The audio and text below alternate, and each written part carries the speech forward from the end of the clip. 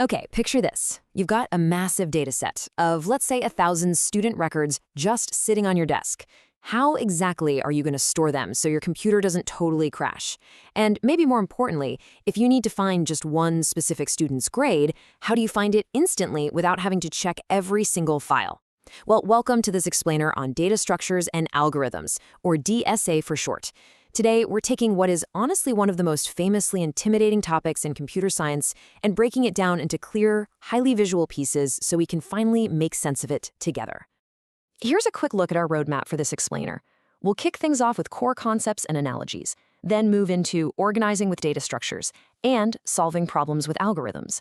After that, we'll talk about measuring efficiency with Big O and wrap the whole thing up with the interview study roadmap. Okay, let's dive right into section 1. Core concepts and analogies. To really ground these abstract ideas, let's just build an overarching metaphor right out of the gate. I want you to think of a massive library. A data structure is simply how data is stored and organized. It's essentially the physical bookshelf in our library. It physically holds the items. An algorithm, on the other hand, is a step-by-step procedure used to solve a problem. It's the librarian's specific method for finding a single book among thousands. So the bookshelf holds the data, and the librarian's method retrieves it. You absolutely need both of these working perfectly together to have a functional library, or, in our case, a functional program. Moving right along to section 2, organizing with data structures. So, we're going to spend a little time looking at the bookshelves of our code, really examining how data is actually stored. Let's start with linear data structures. Just like books lined up side by side on a single shelf, elements here are stored sequentially. Two classic examples of this are arrays and linked lists. Now, an array stores elements in contiguous memory locations, which is awesome because it gives you lightning-fast index access. But the downside? They have a fixed size, and insertions can be pretty costly since you have to shift everything over. A linked list, however, is a collection of dynamic nodes that point to the next address. With this, you get that sweet dynamic sizing and easy insertions, but you sacrifice instant random access, and you end up using extra memory for all those pointers. Let's look at two more linear structures. A stack follows what we call the LIFO principle.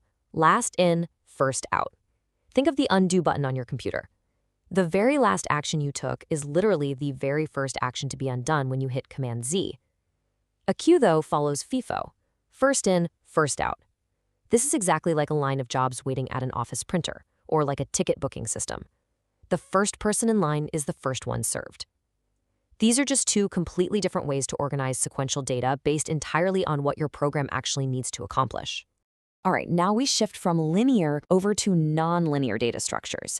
Here, elements are stored hierarchically, or as networks.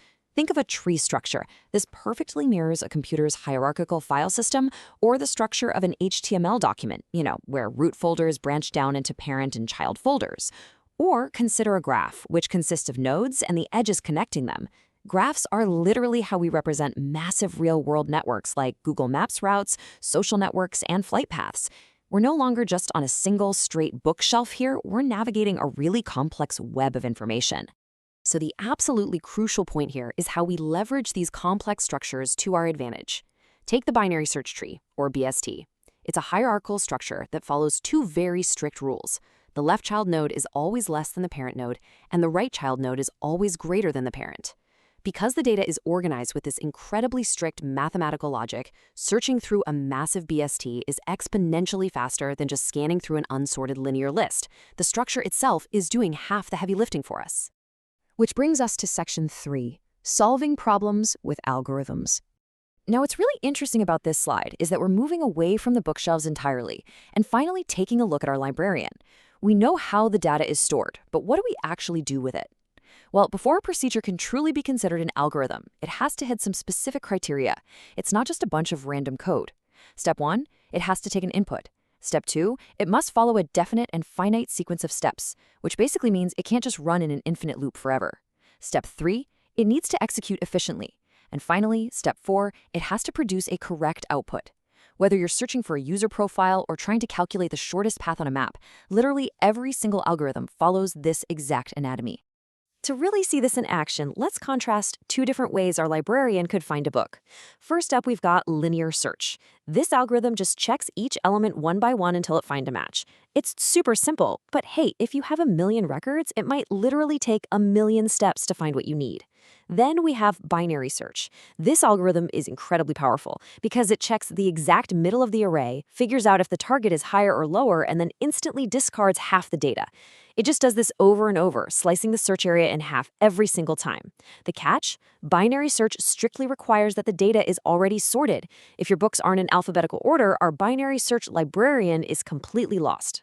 And because sorting is so vital to making those algorithms work efficiently, computer scientists have developed a ton of sorting algorithms over the years. You can kind of see a progression of complexity here. We start with super simple methods like bubble sort, which honestly just repeatedly swaps adjacent elements if they're in the wrong order. Then we graduate to more advanced methods like merge sort, which uses a clever divide and conquer approach, or quick sort, which chooses a pivot point and partitions the array around it. Choosing the right sorting algorithm can literally be the difference between a program that loads instantly and one that just freezes your entire system. So all of this naturally leads us to a pretty massive, absolutely critical question. We know we have all these different tools at our disposal, but how do we definitively measure which tool is actually better? What exactly is time complexity? Let's tackle that in Section 4, Measuring Efficiency, Big O. Okay, I want you to think of Big O notation as the universal stopwatch for our librarian. It's not measuring time in actual seconds because, let's face it, every computer's processor is totally different. Instead, it measures how the algorithm's running time grows as the amount of input data increases. This table here is essentially your cheat sheet for algorithm efficiency, going from the fastest up top to the absolute slowest at the bottom. O of 1 is constant time, like instantly accessing an array index. The execution time never changes, no matter how much data you throw at it. O of log n is logarithmic time, which is crazy efficient and is the absolute hallmark of our binary search slicing data in half. Moving down, we hit O of n, or linear time. This is where the time scales equally with the data, kind of like our one-by-one linear search. Further down, things start getting slow. O of n log n is pretty standard for advanced sorting, like merge sort.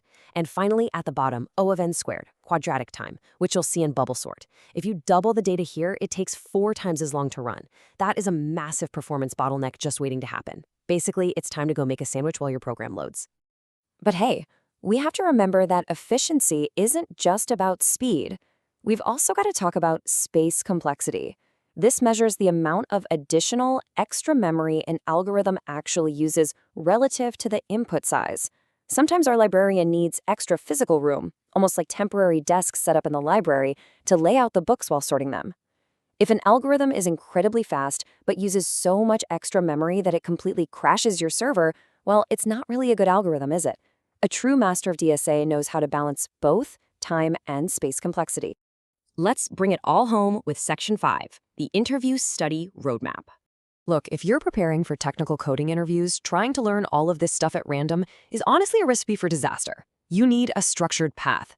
And this list right here is exactly that path, derived directly from our source material to help you build a totally rock-solid foundation. You start simple, master arrays and strings, then move on to basic algorithms like searching and sorting. Once you truly understand how basic loops and memory work, then you introduce recursion. From there, you start building up those data structures, linked lists, stacks, and queues, followed by hierarchical trees and binary search trees. Once you've got those down cold, tackle heaps and hashing, and then move on to complex networks with graphs. Finally, you tackle the most advanced algorithm design techniques, dynamic programming, and backtracking. Studying in this exact sequence ensures you never try to learn a concept before you've mastered the foundational tools you actually need to understand it. And by following that roadmap, you really unlock the true advantages of DSA. Mastering this toolkit transforms what feels like an intimidating hurdle into a massive professional advantage. You aren't just memorizing lines of code here, you are literally learning how to build faster programs, achieve way better memory usage, and solve incredibly complex problems efficiently. It's the language of real-world software systems, everything from AI to web applications, and for sure it is the undisputed key to passing technical interviews. So as we wrap up this explainer, I want to leave you with this one final thought. You now know the difference between the bookshelf and the librarian. You know exactly how to measure their efficiency. These concepts just aren't a mystery anymore. So look at the project you're building right now. How will you organize your data today to solve tomorrow's problems? Keep that question in the back of your mind every time you sit down to code, and you'll be well on your way to mastery. Thanks so much for joining me on this explainer, and happy learning.